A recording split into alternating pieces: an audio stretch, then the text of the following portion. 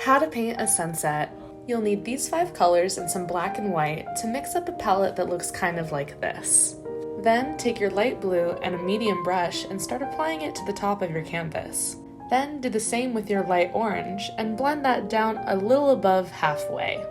Then with your dark orange, go back in with those back and forth motions, blending upwards into the paint.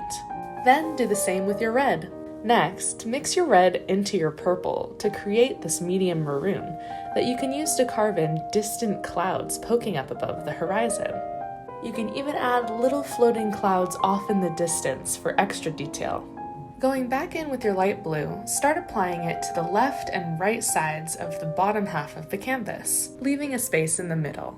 Then, mixing your oranges together, fill in the cone shape you made, widest at the top and thinnest at the bottom. After all that, we're going to take some pure white and paint in our distant sun peeking over those faraway clouds. Next, we use a gradient of red-orange and light yellow to create a ring around our sun. There's our sun. Now taking that purple, we're going to paint in the faraway land on the horizon.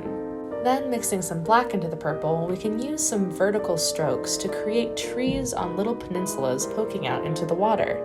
Next, we mix some blue into our black and purple to start painting in the distant wave shadows. They should gradually get larger the closer they are to the bottom of the canvas. All the way towards the bottom, some little mini wave shadows help with visual interest too. Using some light yellow, we can paint in the highlights on the waves, centered in the middle of that orange cone shape.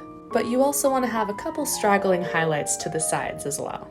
Make sure to also add reflections of those reds and oranges you see in the sky, especially when you get up towards the horizon line. Lastly, if you'd like, you can take some of that dark gray and paint in some rocks jutting out of the water. Just make sure the bottom of them is flat where they're submerged. I even went in and added some highlights reflecting off of the wet rocks.